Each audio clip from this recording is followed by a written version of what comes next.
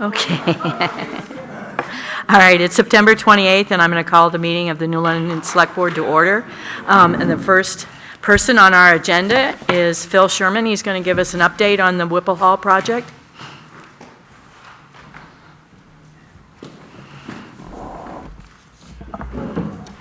Members of the board, as you've already seen my report, I'll not read it to you unless you want me to.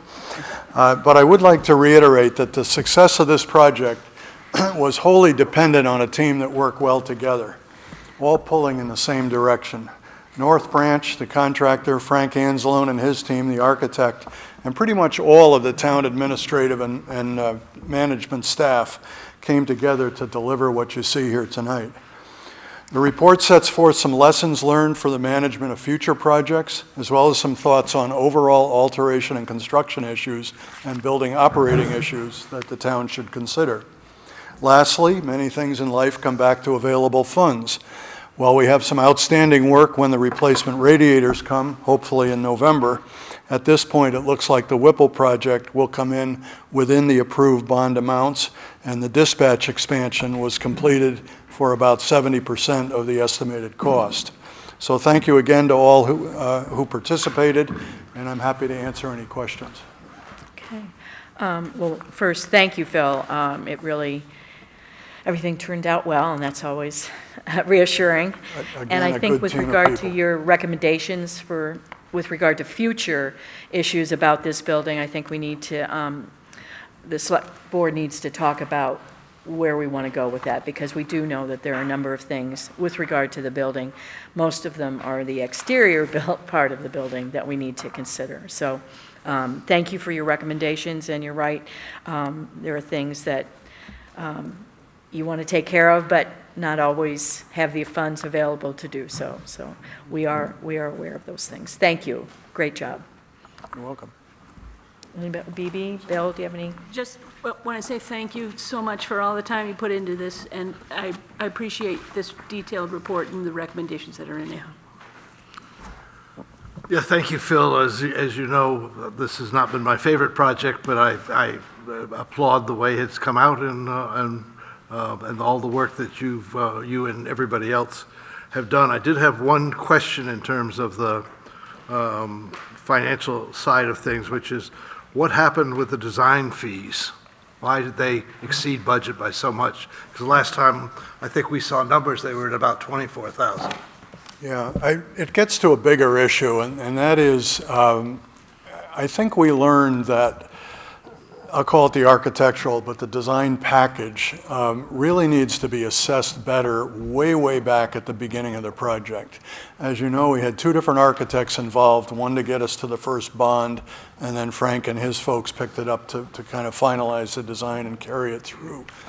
Excuse me. As I say in the report, the American Institute of Architects has a pretty good system for how this ought to work.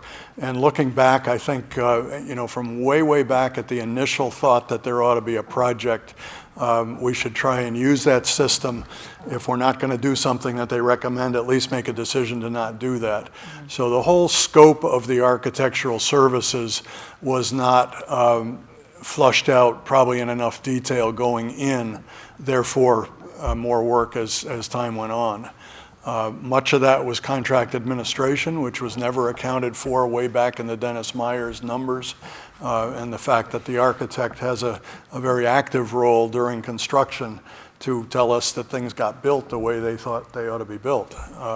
So there was time for that in the meetings and so forth to go with that. So that's, I have no question as to the amount of money. I think it was all money well spent. But it was money that was not well enough identified early on. Right. Well, good. That's helpful, because I think that does play to your recommendations of several of how we ought to be dealing with large projects in the future. And that's the one that stands out to me, is where we all the way through obviously didn't understand what we were doing adequately. And by we, I don't mean you. I mean everybody who touched this. Yeah, and that's of course, that's a major overspending, if you will, compared to where we thought we were going to be. And this, I'm going to be the only person on the face of the earth that doesn't blame things on COVID. However, we timed this project precisely to hit COVID and inflation that hadn't been seen in years. So both of those came upon us in midstream to an extent. So, you know, the costs on all of this were a little bit iffy, therefore the second bond issue. Okay. You all set, Bill? I'm all set, yep, thank you. Thank you, Thank you. Phil. All right, the next item on our agenda is Art Scutro, who's going to talk about Westside Drive.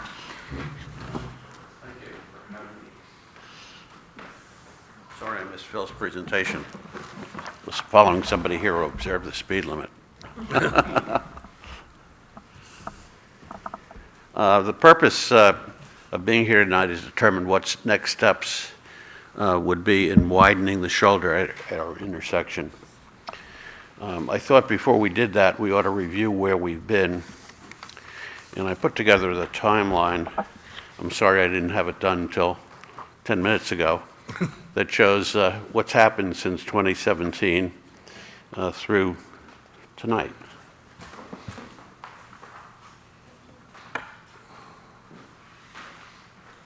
Thanks, Art. Thanks, Art.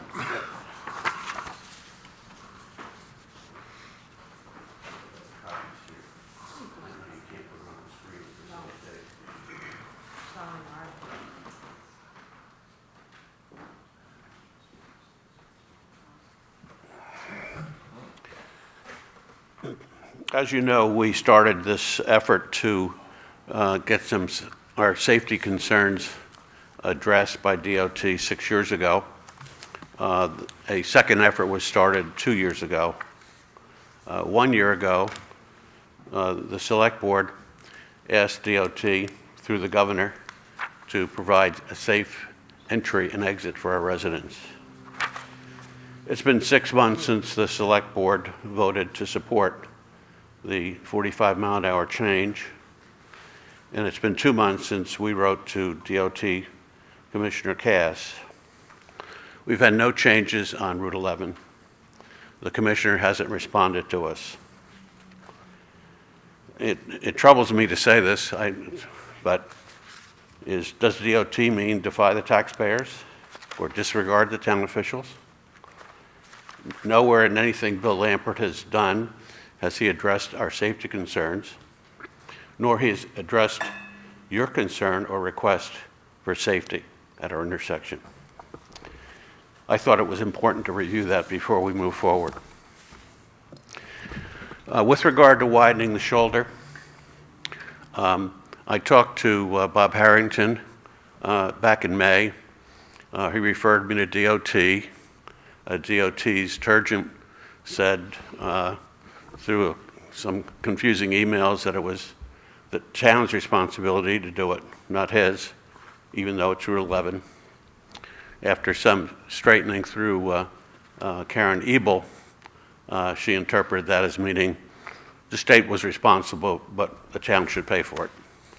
So here we are tonight.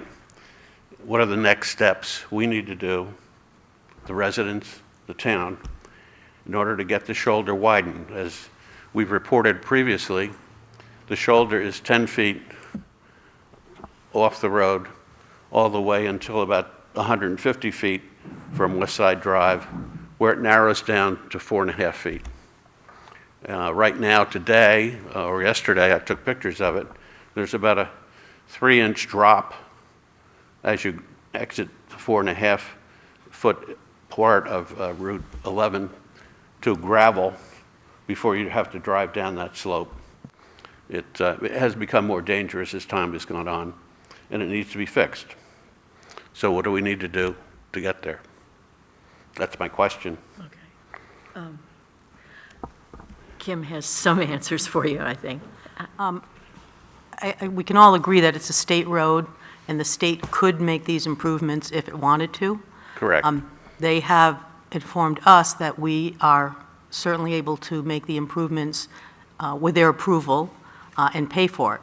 So what I've asked Bob Harrington and Adam Ricker to do is to look into what it would take to make the improvements so that we have at least an estimate of the cost. So then the selectmen and you folks on Westside Drive will have an idea as to how much it would cost and what would next steps be. If we can't encourage or have the state do it on their own, and I think that at this point, I haven't heard anything from any state official that they're interested in spending the money on it. It's possible, I suppose, that we find out how much it is and that this town could encourage the state to at least contribute to it if they won't pay 100%. But that's what we're trying to do. We're trying to get an idea as to how much it will cost to widen that breakdown lane so that you have a safer way to turn into Westside Drive. Then the selectmen will be able to decide, do they want to put the amount of money in the budget? Do they want to put it in a warrant article for town meeting? Again, this would all assume that the state refuses to take the financial responsibility to make the changes. And at least at this point, my understanding is that there is no interest on the part of the state to make these changes. They feel that it's, at least to their standards, safe enough. And I think they understand, and I've heard from you residents more than once, that you don't agree with that. I've never heard them say it's safe enough. Well, Is that oral or is that I written? would say that they think it's, their responsibility is to make sure the roads are safe to their standards for the traveling public. The fact that they do not believe that they need to make changes, either a left turn lane or widening this breakdown lane, leads me to conclude that they believe that the road as designed is sufficient. I guess I might use that word, sufficient. But they have said, Town of New London, if you would like to make these changes, we will allow you to, so long as you meet our requirements. And that's what I've asked Bob and Adam, to make sure we understand what those requirements are and to give us an estimate as to cost. When will we know that? The reason I'm here tonight is it's September. Town meeting is not that far away. We need to do several things to get to town meeting if we have to go there. Right. They're working on it now, Art. Again, I mean, there's some engineering costs. I mean, they won't be able to get definitive costs, obviously, but it's more than just laying some pavement down on 50 feet of roadway or however much. So Bob was mentioning to me the other day, he's not sure if the requirements will be that we increase the breakdown lane as you approach Westside Drive, if we would also have to continue it further down. He doesn't know if that's a requirement, but those are the things we need to find out. Exiting toward Otter Pond is not an issue. Well, what Bob is telling me is it might be that if Yeah. you have a wider breakdown lane, that you might not be able to just stop it at this road. It might need to taper down further. But those are all things that I've asked them to find out, so we can at least get a ballpark figure for this budget year, so that the selectmen have the opportunity to decide, will this go to the voters? And you'll have the amount of money as well, so if it's a petition warrant article, that would be another option. I didn't mention that a couple of months ago, one of the senators said to me that it is a state road, they should be paying for it, and it's something they should have on their docket that we as senators approve every year, and the town shouldn't let them be pushed around by ducking it. I agree. However, I Thank think you. one thing we can do right now is perhaps send another letter to DOT insisting that they install the 45-mile-an-hour speed sign, which they have agreed to do. So we can certainly do that again.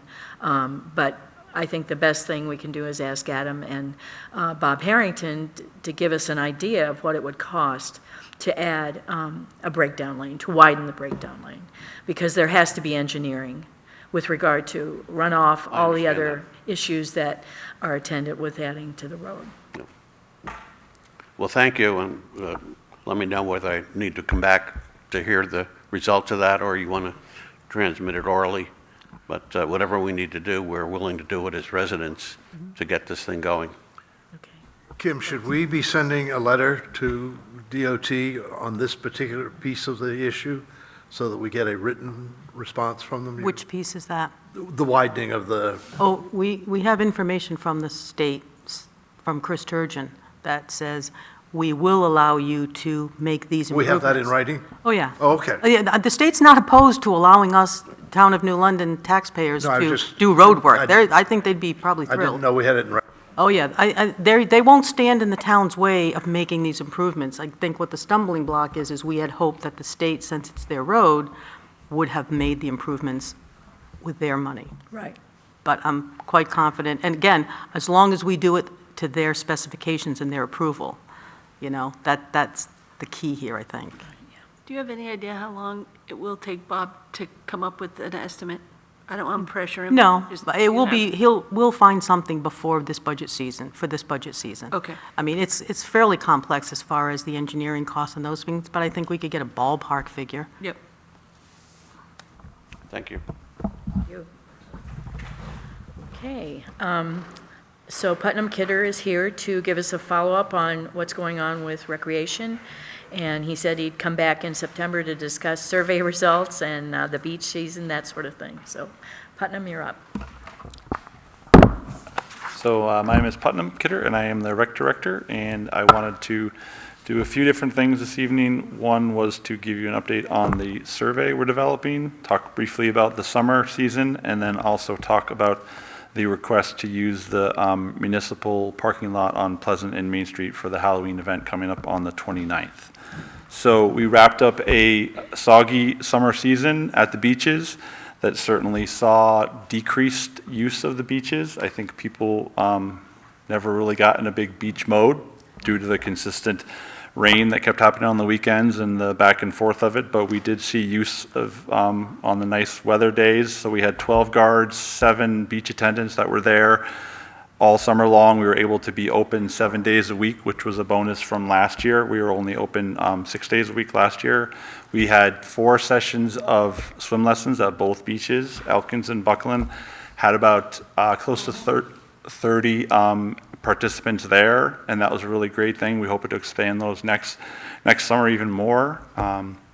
Had good staff for this year. For the lifeguards, we were able to do an in-service training in July with them, in later July with them in combination with the police department and also with the fire department, which helps our lifeguards be able to interact with those safety professionals on the beach. They're able to watch them practice their skills. They're able to give them feedback, and also they kind of get to see who those people are in case there ever was an emergency. So that was a really helpful thing they were able to use, and they were able to see the drone and how the drone could do underwater searches and could see people underwater and use heat signatures to be able to find someone if they were a drowning victim. So it was a really beneficial experience for everybody. So we look forward to learning everything we did this summer and being able to put that towards next summer and having hopefully more lifeguards and just an even better summer, more swim lessons, and hopefully have some more sun next summer. Okay. Phoebe, do you have any questions for Putnam? Are you going to talk about the survey? Yes. Okay. Yes. I'll wait for that. Okay. So we have developed, I put together a pretty straightforward 10-question survey that is digitally through Microsoft Forms, and it is also live on the Rec Department website along with our PowerPoint slide presentation that we did before. And I also have it in a QR code version so people can scan it. And if anybody on the way out, if you're motivated with your smartphone, there's one of these out on the bulletin board. You can just, if you have a QR code reader on your smartphone, you can just take a picture of that and that'll take you directly to the survey.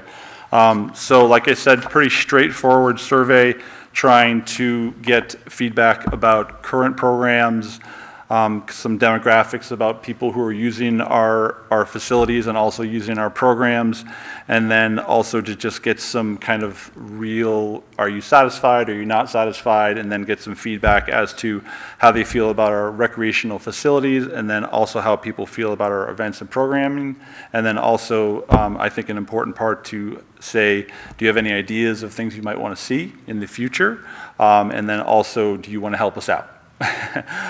So that is the basis of the survey. I hope to get these QR codes around town so people can scan them.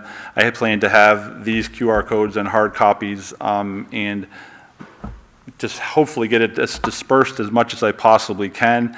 I am very much open to the idea of if people think that it should be enhanced or increased, maybe more questions, more different kinds of questions, but I feel like accessibility to people being able to use it is really key, because you have some of the surveys that have 15, 20, 25 questions. Sometimes people won't even bother to do them. So I really want to get one that's accessible and gives us some good information, but I'm certainly open to feedback, and it can be kind of developing as we use it to make it as effective as possible. I hope to have, my plan would be to have an informational night in early November after we get past the Halloween event, to be able to have an event here at Whipple based on the rec department and be able to show our slideshow, be able to have people fill out the survey in person or do it online, and then also be able to hear from me and see me and meet me, and also be able to give feedback and input in person. And I'd also like to be able to do that via Zoom as well, to be able to give people multiple opportunities to come here in person, and then also be able to do it via Zoom, because that seems to be a good way to, if people can't make it due to childcare or things like that.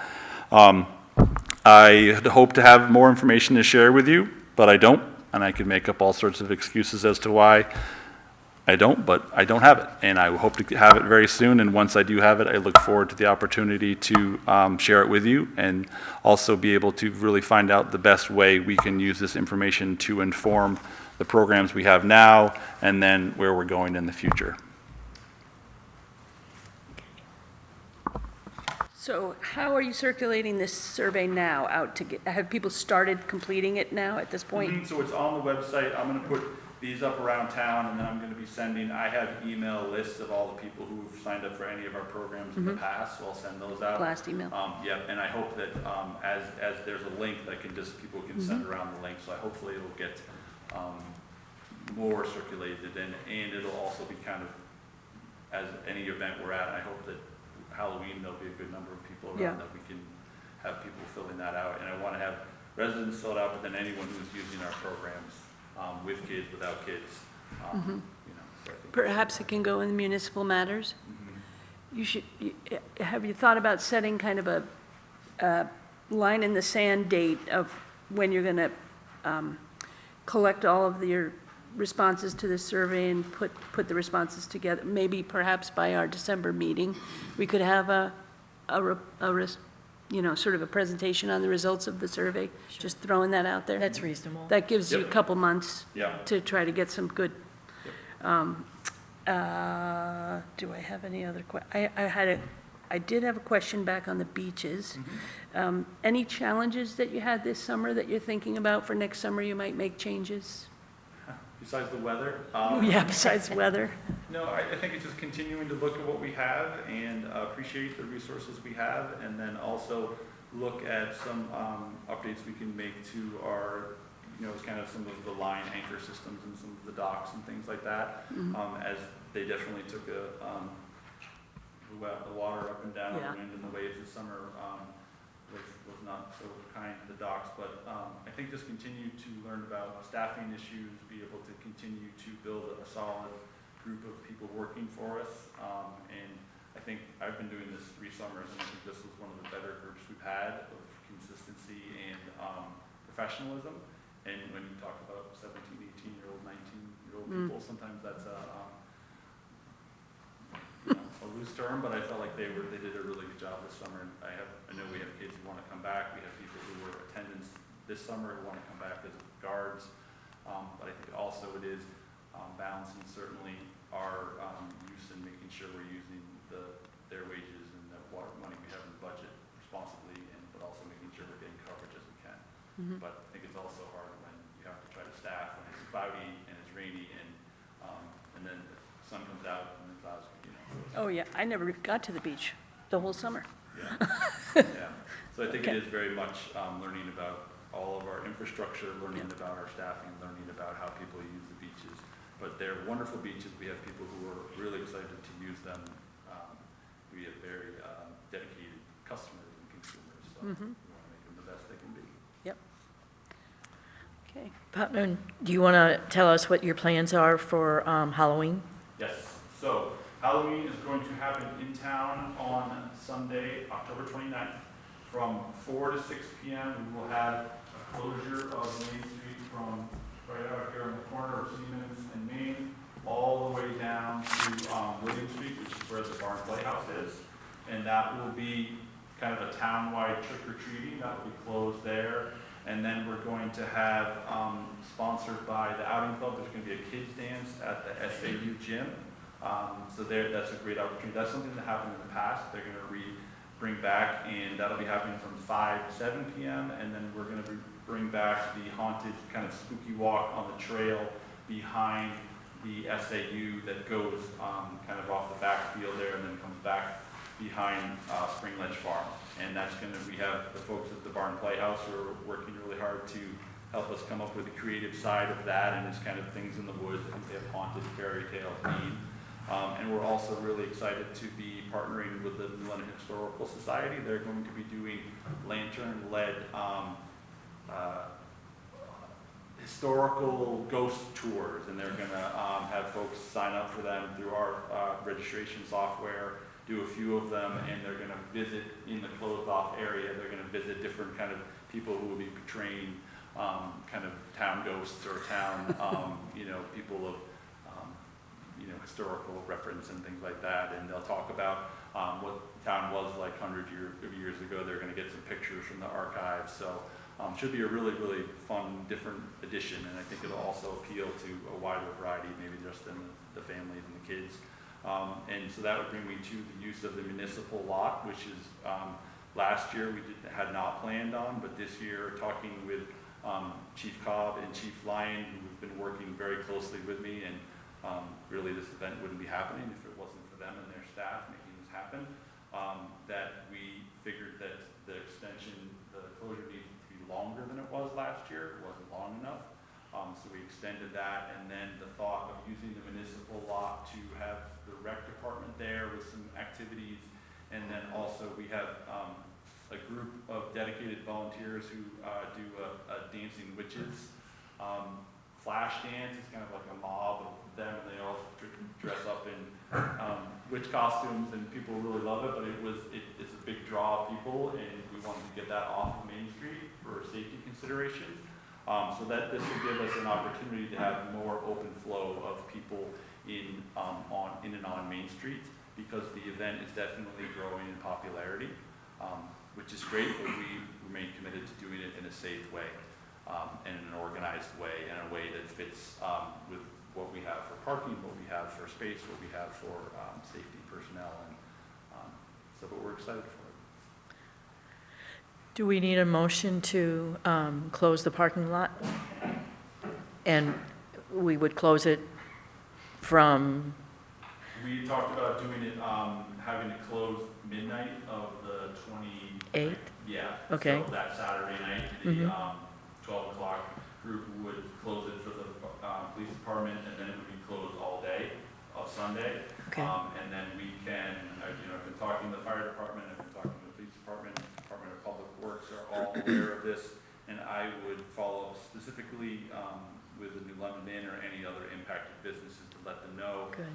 Chief Cobb had mentioned that we should put a sign out a few days before so people know, they'll be aware of that. But it seems like it's the best option to free up some space so that we don't have that kind of clog along Main Street. I would let campus safety know at Colby, because there's Colby students sometimes that don't want to pay for a parking pass on campus, so they park their cars down there.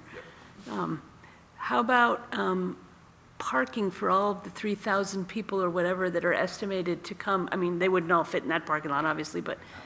So we've reached out to the First Baptist Church, we've reached out to the SAU. The SAU has parking all along Cougar Court. The SAU has the pretty substantial parking lot at the elementary school, and then the professional development building. Okay, yep. And then parking at Spring Ledge after they close at 4 o'clock, and at the Barn Playhouse. Okay.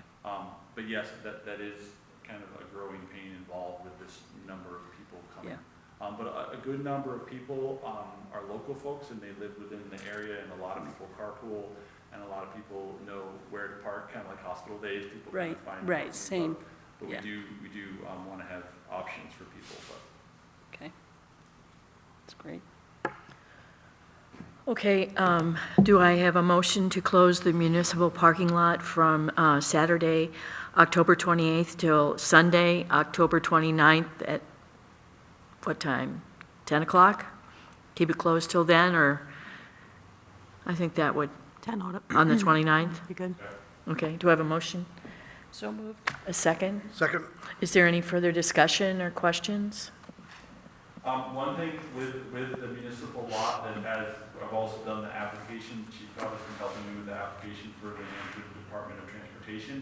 And with an event like this, as part of that application, they recommend porta potties. We haven't done that in the past, but we were hoping to do that this year and have one at the corner of the municipal lot there, and then one at the, hopefully, at the corner of the green, and then there would kind of be one stage, one kind of at this end of the closed off area, one in the middle where there's going to be events, and then there's also going to be one that the outing club uses on their fields that's already there. So that would be something we haven't done in the past, but I think would benefit and help with the event overall. Okay. I talked to Byron Septic, and they are able to do that if they're really able to do that. Okay. Don't see any problems with locations. Chief, no problems? You guys are good? Okay, all right. Adequate bathrooms are always important. We're always in favor of that. Michael, you're going to have to come up so we can hear.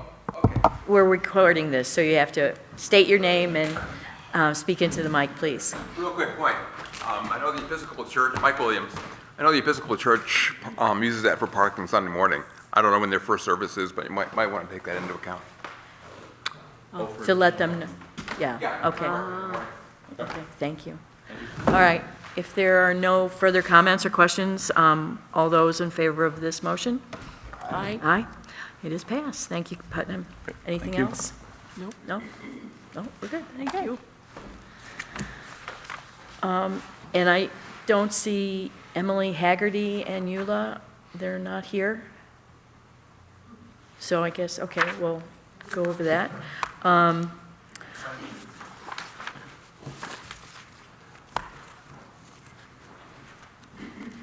All right, are there any, does anyone wish to make a comment about a matter that is not on our agenda?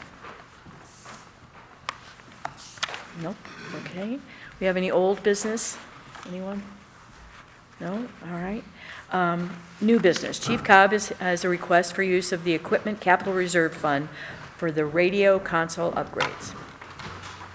Yes, thank you. So I put on your desks in front of you two quotes. One of them, the one that Kim had included on this agenda, actually was updated today, so that's the one on top. It was in the amount of $19,000 and change, but we just got this updated quote today, and it includes the wireless headsets that the dispatchers would be able to use. We had gotten a separate quote for the headsets a few months ago, but when this project came up, it made more sense to do them at the same time. It'll save us some money in labor. So we combined the original quote a few months ago for the headsets with this one here, so that's why it's different, and that's why you have a new one there in front of you. This was not a planned expense, which is why I think it's appropriate to use it out of the capital reserve fund. These are not funds that I have in my operating budget. Basically, we're swapping out some end-of-life hardware and making it so that we can continue to use it. So Emily, what is the total amount? Is it 20? For this amount, or for this quote, $21,609.70. That's one quote. Okay. And this is to update, or rather swapping out some end-of-life hardware in the dispatch positions. And we added the wireless headsets. They are two separate quotes, so we'll just talk about the one on top first. Okay. Sorry if I was Okay. No, I confusing. Okay. But this top quote on top is what was linked in the agenda for the amount of $19,000. Right. But that's why it's more now. Yeah, Is because we talked to Beltronics about combining that wireless headset to save on some labor so they don't have to come back twice. Okay. This is a need as a result of the new software and all of that? No, this doesn't have anything to do with the new, the CAD and RMS software. This is about our radio consoles and our Just need dispatching to be consoles. replaced. Yep, end of life. Basically, one company was bought out by another company, and we need to keep up with the times. So we have to replace some hardware. Is this a company that you deal with all the time for this kind of stuff? Yes, yeah, we've had Pretty- Beltronics for years and years. Yep. Okay. They're very, very well versed in our needs. They are the most familiar people with our building, to the extent that when we need cabling done for any sort of a project, we call Beltronics because it's cheaper for us to call them. They know the building so well than to call in a total outside entity and say, can you cable something for us for a project? Because Beltronics just knows our building inside and out. They know our needs. They're familiar with our equipment, and definitely a trusted vendor for us. So Chief, is this from the 2015 Communications Equipment Fund? Yes, sir, yes. Not the, What's the balance? not the so it's the Communications Equipment Fund, okay. Yep, this is from the 2015 Communications Equipment Fund. Communications, as you know, is just another word for dispatch. Yeah, I know. So that's what this is, But the agenda dispatch, just says dispatch equipment. Our agenda just says equipment, so. That's because Yes. I forgot the word communications There you last go. night as I was doing it late. Sorry, everybody, but it is communications. Great, thank you. Yes, it is communications equipment. The balance in that BB is 120? Okay, got it. 247,000? Yep, Yes. Got it. I got that right. okay. So that is the first quote. Any questions on that one at all? Bill? No. I just asked my question. Okay. Okay, and the second quote that you'll see there is work that has actually already been done because they needed to do it. It was expected at some point that we were going to have to upgrade the firmware and the servers and things, but we didn't know when that was going to occur. It's kind of when the product tells us that it needs to be done. So I would request that this quote as well for $12,410 also come out of the Communications Equipment Capital Reserve Fund. Okay. So I'll move that we approve the proposal, the two proposals to remove these funds from the Communications Equipment Capital Reserve Fund. Do I have a second? Second. Are there any questions from anyone? I have one more thing to add to that in your Okay. discussion piece, just to make the board aware, I suppose, is that I mentioned a couple minutes ago that one company had acquired another, Motorola had acquired Avtech, which is the company that we currently use, and so they're not going to support our current radios after this calendar year, which is why we need this upgrade. Right. So this will be supported going forward, and we are working with Beltronics right now to provide some options in the 3 to 5 year plan. I included it in my CIP for an entirely new system to the tune of several $100,000 probably. I think I put 350 in the CIP with Adam. So that'll be a cost that I anticipate coming down the road, probably 3 to 5 years. And again, if you recall, the dispatch consoles were brand new in 2015, and at the time, they were the newest of the new. And so we're going on 8 years with those now. So again, in about 3 to 5 years, I would anticipate needing new dispatch consoles. Okay. All those in favor of the motion? Aye. I, Aye. Okay. Thank Good. Thank you.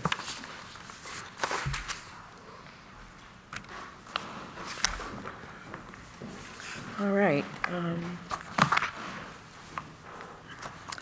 So we're going to, Bill, you wanted to talk about capital reserve? Yes, accounts? please. So normally at this time, we'd be starting to go down the department by department operating budgets. I was just looking back at what we were doing last year, but as we know, we're not going to do it that way this year. But we have had some discussion about capital reserves, and I think there's a little bit more homework we can do to further streamline where we are. So just to remind us, we reduced our transfers to capital reserves this past year to accommodate the unusually high cost of employee compensation. And then in June, Bibi and I met with the Budget Committee, and we had a lengthy discussion about capital reserves and what they were and weren't, and that really they're just reserves, not just capital reserves. There's also maintenance work and so on in there. Then the CIP committee, of which I'm a member, has been working in recent weeks or months to update the CIP report, which you recall is a 10-year look, and I would have to say that the committee, other than me, has done an outstanding job of really listening to the department heads and to creating what I would call almost as complete as I could imagine we could have, list of wants and needs over the next decade. It is just a compilation. There's no prioritization or anything, but as the chief just noted, for example, there's $350,000 on that list for the new equipment in 2027. So that's the sort of thing that's there that's much more complete than we've had in the past. The Budget Committee has formed a subcommittee to talk about capital reserves, and I understand, Lynn, you had a short meeting the other night. Yeah, so that's gotten started. And then I sent a memo to Kim and Lynn and Adam several days ago with some of my thoughts about capital reserves and what the implications of these CIP numbers were, and so on. And now we're moving ahead to the next step, which is our annual, talking about the annual operating budget on the 27th. And I think it's important for us to try to focus on the operating budget that day. There's department heads have done an excellent job of giving us plenty of information about capital and so on. And so I think at this point, we really need to be sure that on the 27th, we don't get bogged down in capital reserves, both because of the operating budget and because the subcommittee of the Budget Committee won't have finished their work by that point. So it seems to me we're the town executive here, and we should be formulating our position on a couple of issues that came up in June and determine the impacts going forward. So the first of that, of course, is the question about eliminating or consolidating some reserve funds, and I'll have a recommendation on that for us to not to decide tonight. But second of all is to establish some sort of a bottom line target for transfers to the capital reserve so that we can, when we do the operating budget, we can say, yep, we think we're going to need at least this amount of money, not allocating in individual funds at this point because we need to work with the Budget Committee. So I would suggest maybe 4 things that we could do, and not do them tonight, but talk about them and maybe do them on the meeting that we have the night before we work on the budget. It turns out we have we have 2 meetings from now, a meeting the night before we do the budget. So first of all, I would like to see us have a single town building repair and maintenance fund, and this may be controversial, but I think appropriately Phil pointed out in his report that, for example, we don't know who the owner of Whipple Hall is, and we have all these different buildings around town, and we don't know at one time or another whether Building A or Building B or Building C is going to need repair and maintenance work beyond the stuff that we plan. We plan roofs, but we can't necessarily plan having a generator go out or that sort of thing. And so I think a town-wide building repair and maintenance fund, other than the library is a whole separate issue, would be well worthwhile. And I think we should think about what buildings might be included in that and what existing funds we have might be appropriate to ask the town meeting to fold into that. Now, and one of the other reasons for doing that is we always try to fund the principal town building and maintenance fund, repair and maintenance fund, but then we have all these little ones around, and how do we really know how much money to put in the transfer station budget or the recreation facility budget and so on? So that's one thing for us to think about. Second of all, I think we really do need to form a technology fund. I'm glad to see Mike here tonight. He's still back there hiding. We talked about that back in June, and I think that's a good idea. There are all sorts of different kinds of technology, ranging from the digitization of the town records to various other things that we can do. We usually think about computers and software and that sort of thing. But I think a technology fund for the non-safety departments, obviously the fire department and the police department have their own specific technology needs, but I think for town-wide ones, because most of our computers, a lot of our administrative software, and so on, the things that go on in the archives, all of that kind of technology probably would be best done if we had a single fund for all that rather than trying to have lots of individual funds.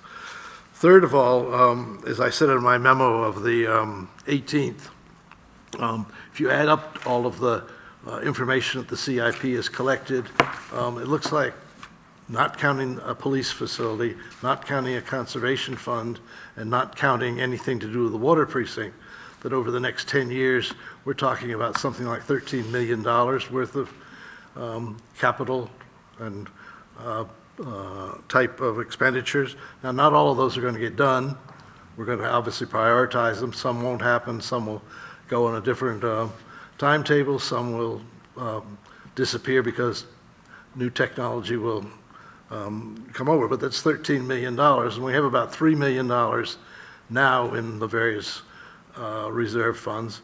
So if we added $1 million a year, just to come up with a nice round number, it seems to me that ought to be the minimum amount that we're talking about adding in each of the subsequent years to somehow begin to match the requirements that the department heads have identified and the funds that'll be there. Not suggesting how that be spread, but that when we're thinking that we think there's $1 million there, and that has to go in the bottom of the rest of the operating budget. And then I think we should, as we go through this process, discuss with the department heads the short-term priorities for transferring out funds. And I particularly look at the numbers so far that the CIP has collected for the highway department, and there's a huge, big bulk expenditure coming up in the next year or so, and I think we may want to talk with Bob about whether that all needs to happen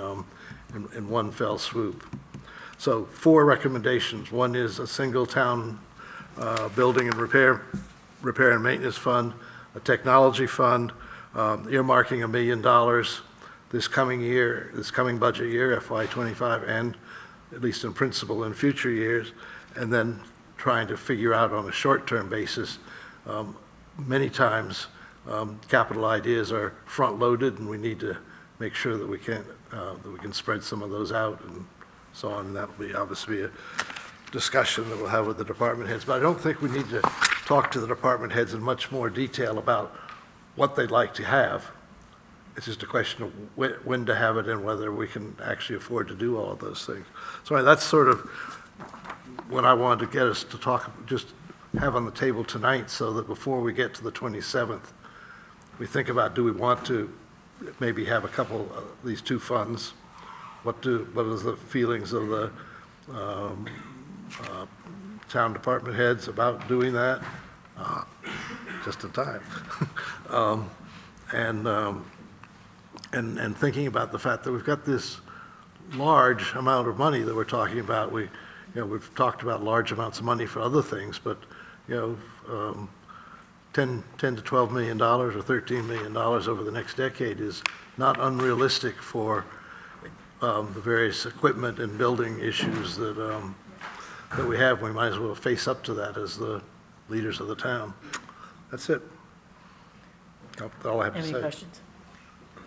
I've got copies of my notes if you want them. Yep, nope, I've got your, I agree with everything you said.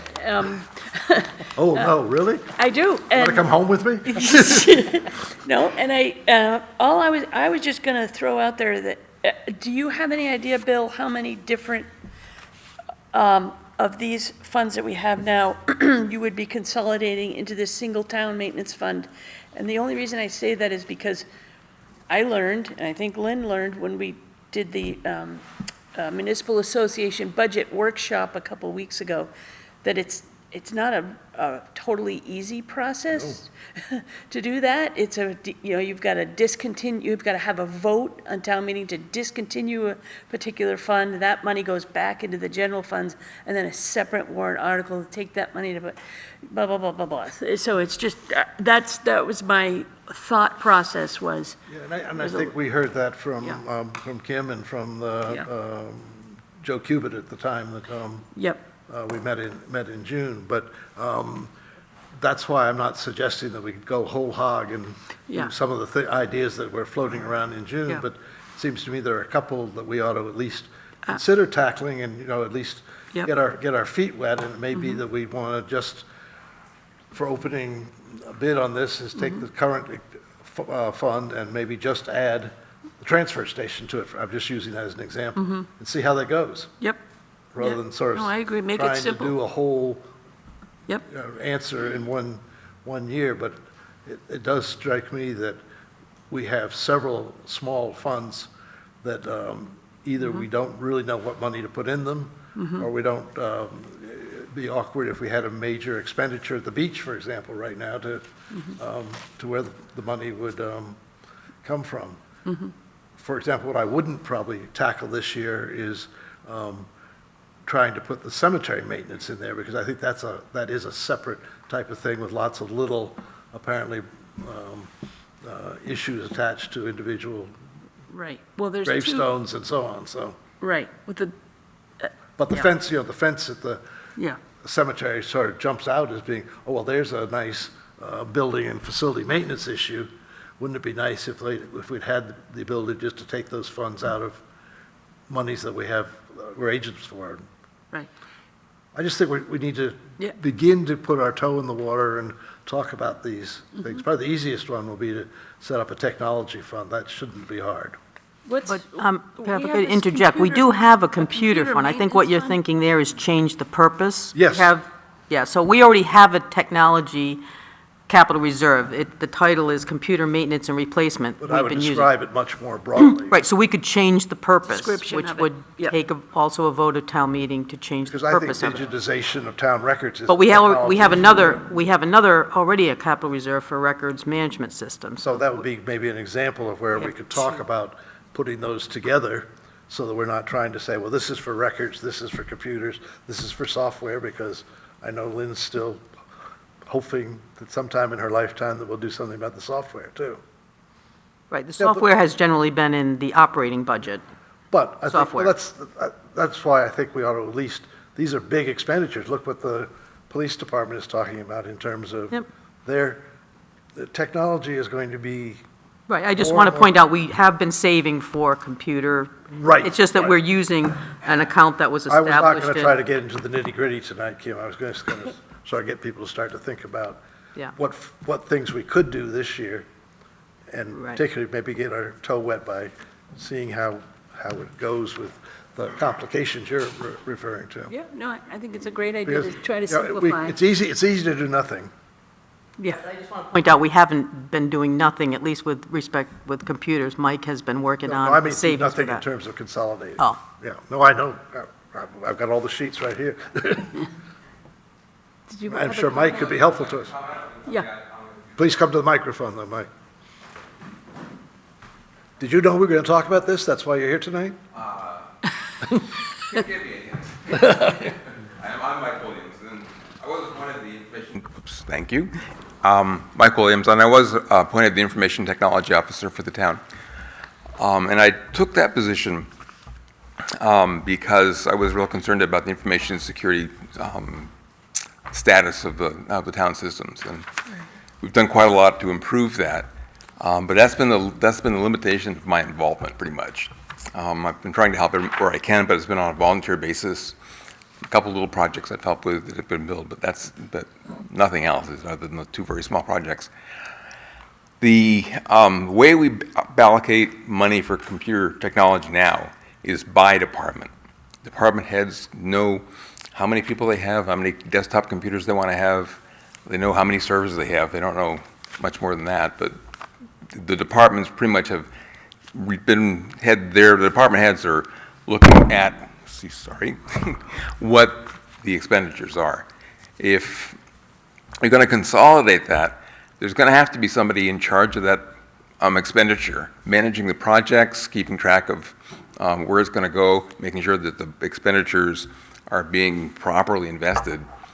I don't know who's going to do that.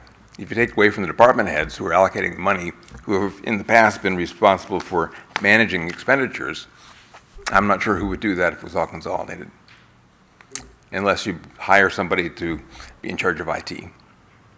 and I'm not that guy. Good question. Now, we'll get to that when we get to the operating budget, but I suspect that the Budget Committee is going to be asking questions about whether there is efficiencies to be gained by sometimes looking across departments rather than simply doing everything by, Well, there absolutely are.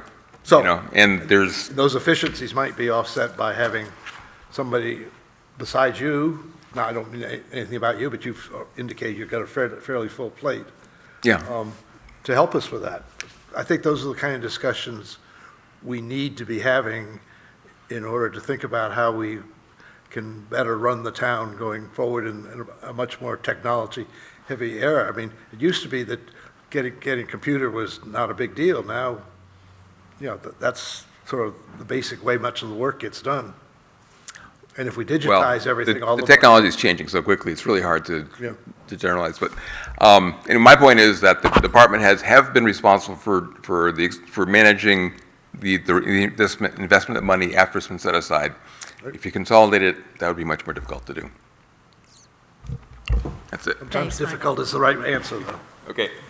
And incidentally, I go back to Phil's comments about implications for the whole question of buildings, too. I mean, you're talking about technology, but, you know, we really do need to have a common way of thinking about what we're doing and not have 5 different people worrying about roofs and 5 different people worrying about alarm systems and so on. Oh, unquestionably. You know, the same thing applies. He's finally convinced me. And I think the same thing applies there. There needs to be somebody responsible for maintenance of those town buildings. We had a committee for a while, but somebody's got to do it. There has to be somebody responsible for managing Those are the the money. kind of issues that we need to talk about. We need to have advice from the town administrator and from the public, like you're giving us tonight. Thank you. Okay, thank you, Michael. Okay, I'm guessing that Emily Haggerty and Eula Kozema are here to talk to us about a request by the PTO regarding playground equipment. Yep, just identify yourself. And Yes, so I am Emily Haggerty, and this is not Eula, but Rebecca Mauser-Hoy. and we are very sorry we did not read the email correctly. We thought we were supposed to be here at 7. Okay. All right, so yes, Emily Haggerty. I just recently began as the PTO president at the New London Elementary School, where my daughter is in 2nd grade, and Rebecca's son just started kindergarten this year. We are here to talk about the playground. I'm going to go through our presentation, but we really want this to be a bit of a Q&A and discussion. So the current playground is over 20 years old and in desperate need of immediate repairs due to unsafe conditions. The school and some of the PTO members with the right skills tried to fix the bridge, which is the main broken element, over the summer, and it has a giant crack. It's taped off with caution tape, if anyone's been over there and seen it. And the 2 major issues, the reasons that it still has the caution tape, is that the age of the structure means that we can't get replacement parts. And when they tried to do some custom welding to the structure, they peeled back the rubber coating, and underneath the metal was insufficient to be able to hold any type of repair. They dug into it and they found that this type of issue is all over the playground. There's other structural issues with the fence. There's a broken swing now. And so as we started the conversation with the playground committee and with teachers and others at the school, we realized that there's really a lot of opportunity here, and that beyond just the playground, that the actual area, some could be greatly improved for the enjoyment of all, which includes really students, residents, and visitors to the town. So the field next to the playground, which is used by students for free play, physical education, and lessons, does not have proper drainage, spends much of the year saturated with water and/or ice. The perimeter fencing and landscaping is insufficient and creates safety challenges, and about 80% of the area is not accessible according to ADA code. And there are drainage issues beyond just that field. A lot of the property has drainage issues. So the PTO assembled a committee back in August, so we're very new, parents, teachers, and community members, and we have taken on, starting with project management and scoping, the design concept to build feedback loop between us, the school, and the community, budget management, and fundraising. So being very early in the project, we do have an ambitious goal, which is a moving target, but we would like to break ground as early as we can, weather permitting, in 2025, with a ribbon cutting for the fall of 2025. We're starting with step one, raising awareness, to test community engagement, to understand true feasibility and acceptance of the project, partially being here tonight. And then next, we would hire a playground consultant to actually bring us through a true planning and budgeting process, and we would hope to have that ready for the end of the year. So the target budget is $600,000 to $700,000. We base this on a couple of things. We have anecdotal evidence from 2 recent projects. Grantham is building a playground right now, and there's one in Keene that had a ribbon cutting in the last couple of weeks. We've done pricing research for equipment and surfaces by our subcommittee that is focused on design, and we had it all validated by an engineer. We will work with the consultant towards delivering a formal budget along with the timeline by the end of this year. And we are focused on optimizing the ROI by being conscious of what's already there, working within the existing environment, such as the slope topography, the newly paved road, and the existing hardscaping and landscaping. From a fundraising perspective, we are looking at a bunch of different sources, including individual asks of parents and community members, businesses, both solicitations for monetary and in-kind contributions. We plan on hosting a number of events to engage the larger community, as well as visitors and our part-time residents, applications to foundations, grants to the school board, the PTO, and local municipalities, in which we're going to New London, Wilmot, and Springfield. And thus far, we have secured $30,000 from the PTO and in-kind services from the fire department for dismantling the existing structure. So we don't have an actual number to ask you for today. Rather, we wanted to have an opportunity to discuss and learn how you've supported similar projects, one recent one being the SAU bleachers in the gym. We're also collecting criteria from the various funding sources, things such as bidding requirements or timelines, so that we can officially address these in our timeline and our budget. But I think, as you all know, the playground and field are a huge asset to New London, and they're used year-round by all ages. It's a very popular area for tourists, summer residents, with the downtown shops and restaurants being in proximity. So not only will the playground benefit students and residents, but those visiting our town as well. And our mission is to create a space that has something for everyone and will be a destination for everyone beyond their primary school years. So that is our summary. I guess first question is, and like I said, really, Becky and I are both brand new to the PTO, to the school, kind of to the town. So we're really unclear of exactly how we need to be approaching this. We have spoken to Wilmot. Unfortunately, they were unable to participate at this time as they've already committed capital resources to 2 of their own playground projects in their town. We have not heard back from Springfield officially, but they did come to us and say, their funding requests require 3 minimum bids and a certain amount of time. So we wanted to get ahead of the curve and come to you guys and find out, how do we make sure that when we do come to you with an official proposal, that it has all the boxes and T's and I's and checks and dots, so. Okay, so my first question would be, does the school district support this, and isn't this something that should be funded by the school district? Yes, very good question. So they are in support. Kelly Collins has brought a number to them. We don't have final results on that number. What we are planning on doing is splitting the number over 2 years. So the 2 main challenges with the school is that the budget is proposed 2 years out. So right now, we would be looking at, the earliest would be next summer for the 2024-25 budget, and then if we split it over a 2-year ask, it would be 25-26. At that pace, my children will be in high school before we amass enough money to do a proper project. And really address everything that we can over there. Also, just within our research, we found that there is a lot of grant opportunity, both at the local level, the state level, and lots of foundations. If you go to any vendor website for playground equipment, they even have links to playground grant opportunities. The existing playground was funded mainly by one family in town and one grant, and then people purchasing the bricks. So amassing all of that information and that we have a very motivated group of people now, we want to see what we can do to deliver this with additional or alternative funding to be able to deliver it as soon as possible.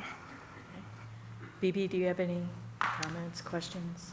I have a comment, just a thought, that are you aware of a law that just recently passed that's requiring a certain surface on Yep. playgrounds now? Okay, Yes. which I don't think New London has at the moment. Not at So all. the school district may have to be doing something because of that new law, so they may have to be coming up with funds. Yes, so my understanding is that it's a time-lapse law. Yeah.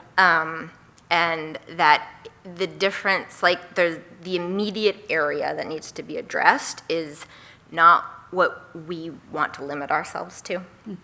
So yes, that would be part of the conversation. That rubber is ridiculously expensive. And they And, just built a brand-new playground down in Bradford that okay, has wood yes. chips on it, which is, yeah, Yeah, that's not gonna fly. no. So that is part of it as well. You know, we know that we could do this for less if we simply just removed the structure and put in a similar structure. We think that's a missed opportunity, especially with talking to, you know, the PE teachers at the school, really hearing about how the kids use the field when it's covered in ice, or how they don't use the field. Yep. So it really is limiting the access our kids have to outdoor time.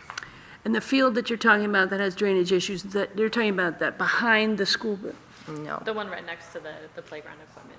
So there's a school, it's the field that's attached to where the structure is. It's not really a field. Yeah, it's a grassy The area. large green area. Grassy Yes. Okay. Yeah, not an official playing field. Right. They call it the field, but yes. Oh, I see, okay. Yeah. And So, then where they do a lot of PE. yeah, and right now, the perimeters of the project are really from with the school up to the paved road is Yep. what we're starting with. The basketball court on the other side has been addressed, that it also has issues. And if we're already going to be tearing up some stuff and bringing in all the equipment, likely we would want to do that as well. But that's a scoping issue that we would deal with a consultant and find out additional costs. So BB was on she was a member of the school board, so she's familiar with Good. school policy. Who paid for the Bradford playground? Well, the federal funds paid for it's part of the new preschool project. They put a new playground in with the new preschool. Oh. And I was down there for the grand opening last week and Right. noticed the wood chips out there and said, uh-oh. Yeah, oh, that wasn't what, okay. Yeah, but the law just passed, it's brand new. Bill? It's interesting. Yeah. Thank you. Nope, those are my questions. I'll wait to hear what you guys say, because yeah. I think without a substantial commitment by the school district, it's going to be a hard sell. Okay, that's good to know. I think the town has its own projects it's doing on its own land and so on. And while I appreciate, because I take my grandchildren there, the use by the citizens and so on, I think that those types of numbers you're talking about, if you don't have a very substantial commitment by the school district to this project, it's going to be a lot of difficulty, I think, with the town. Second of all, our budget cycle is no different than theirs. We're planning for 2025 Okay, beginning now, yep. and for the year that begins next July. So it'll be July 1, even at the earliest, that we would have any money. So it's not like there's something that can be done to start, right after Christmas or something with planning. No, and the PTO has already pledged funds to get us through this initial period, to get the consultant to bring us to a point where we're more prepared and have more documentation. But I don't think the budget timeline that you just described, unless BB tells me different, is any different than ours. So the school district should not be telling you that it's 2 years out before they can get it in their budget. So I have two questions. So your fiscal year then is July to June? Correct. Okay, so right now you're prepping for July 1, 24 through June 25. Correct. Okay, so then, pardon? Yes, exactly. And that's fine. That's why we came slightly unprepared this evening. We wanted to get this in front of you as early as possible. Can you quantify substantial from the school district? I mean, are we thinking that we can throw out percentages here, but that, if we were able to secure a commitment from them, that you guys would look at coming in at a certain percentage of that, or just as a general response to my presentation, that's your initial thought? First of all, I appreciate you did an excellent job of, thanks. Presenting and filling. For me personally, it'd be very hard to do a number now. We haven't even, you literally are 20 minutes after we were talking about numbers for our police and our fire and our highway and so on. And so I'm not going to even guess a number that might.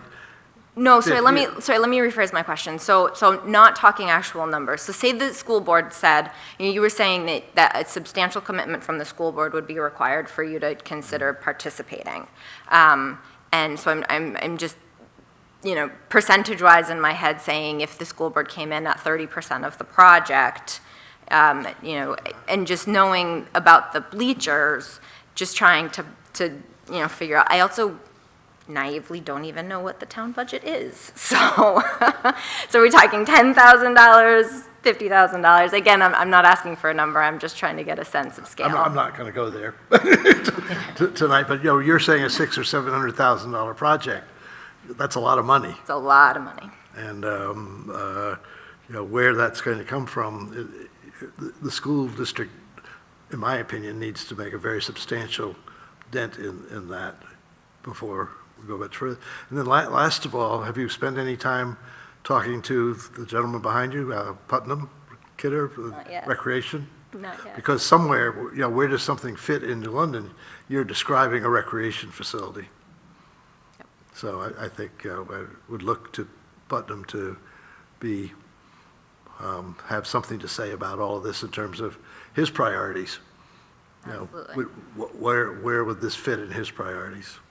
I totally support the fact that it's much more than just the school. Well, that's what recreation is. That's what your charter is. So I would be interested to hear from you at some point about that, about this also, as we go through our process. Yeah. That's all. Same. But you did an excellent presentation. Thank you. Yeah, and we appreciate the heads up and what you're doing, and I hope you come back and. Okay, absolutely. Just as far as my last point there, when we do come back, like I said, I want to have a lot more information for you guys. Springfield did mention the 3-bid minimum for contractors. Is that something that you guys, if we got the 3 for Springfield, would that be substantial for you? Are you looking for different, do you have local requirements that we, look at local contractors or anything like that? No, we really don't have a policy on that. I guess what I think you should bear in mind that if you do make a request and you have a specific amount in mind, we would probably, if we agreed and we felt that it was beneficial to the town, which it sounds like it is, we would put it as a warrant article so that the voters could decide whether or not they want to support that. I mean, we would not probably say, yeah, we're going to give you X amount of dollars. Yep. And pull it out of somewhere in the budget. We couldn't do that because all of the money in this budget, which is actually the 2024 budget, has been committed. Mm-hmm. So I think if you have numbers in mind, that would be helpful to us. Right. No, this is all the information I was hoping to Right. glean out of this evening, so I do really appreciate you guys having us tonight. Okay. Thank you. Anything else? We're good? Okay. Okay. Thank you. Thank you, ladies. All right. Town administrators report. Since I was away for a week, as most of you know, and just thank my staff and the department heads who, it was seamless. Nobody even noticed I was gone, so that was nice. Appreciate that. As a reminder, the Merrimack County Merrimack County is having their bicentennial celebration on Saturday. I'm sure they would love to see all of us there. That's going to be at their offices in Bosquen from 11 to 3, so I will hopefully attend. But if any of you can go to Bosquen and meet your county representatives, I would encourage you to do so. We are working on budgets, as Bill mentioned. The department heads will have them to me shortly, and then Lynn and I will compile them, get them into binders, and get them to you well in advance of your October 27th full-day meeting. So that's all I have. Okay. Phoebe, would you like to go over the community-based project by the Colby Sawyer College students? We met with them on Monday. You want to just give a short synopsis of what they're up to? Sure. I would have been prepared. Well, I can fill in. We attended a meeting with a class up at Colby Sawyer, Bill, Janet, and I the other morning, and they went over, did I bring it with me? No. They went over a project that they're doing with Pleasant Lake Protective Association. They're doing they're doing all sorts of testing, creating new testing sites. They're trying to test more of the tributary water that's coming into the lake rather than testing the lake water itself. If I'm doing that, if I'm saying that correctly. Yeah. Great group of kids working with Nick Bear, and really exciting because I think they're going to very beneficial to Pleasant Lake Protective Association, but also for us. They're also going to work, part of this project is going to be GIS mapping of septic systems around that Pleasant Lake and on the tributaries. And they're going to work with Adam on trying to specifically figure out the age of all of these septic systems. So, yeah, it was very interesting. Go ahead and add what I may have missed. Okay. Bill, did you want to add anything to that? Okay. Phoebe, do you have any other committee reports? No, I have comments, but not committee reports. Okay. I can put it under other business. All right. Bill? Sure, if you subscribe to the Intertown, you'll see that the Waste Committee gave a one-year summary of their activities. They got the lead article in the Intertown today, and they're all very excited about that. At their meeting today, they announced that the 25 people who now have composting buckets from the town, which were funded by an article in the town warrant at the last town meeting, those 125 people have so far contributed 8.8 tons of composting that did not go into our landfill. So this has been a highly successful adventure, and they continue to have all sorts of new ideas of things to do. Tomorrow at Whipple Hall, at 9 o'clock, there's going to be a composting workshop produced by some people in the state.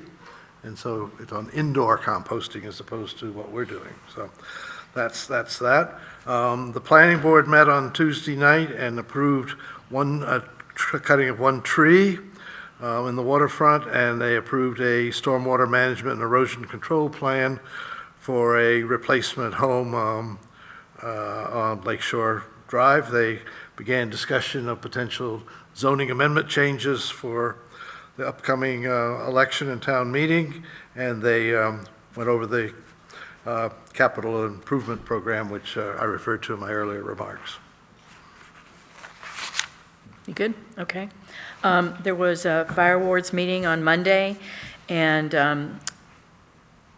there was a review of the recent calls. There were 680 calls for service for the fire department in September. There was a discussion of compensation, budget review, an update on Engine 2, which may be here the end of October, knock on wood, or the first part of November. And there will be an open house on October 18th and October 19th at the fire station. And are the school kids, who all?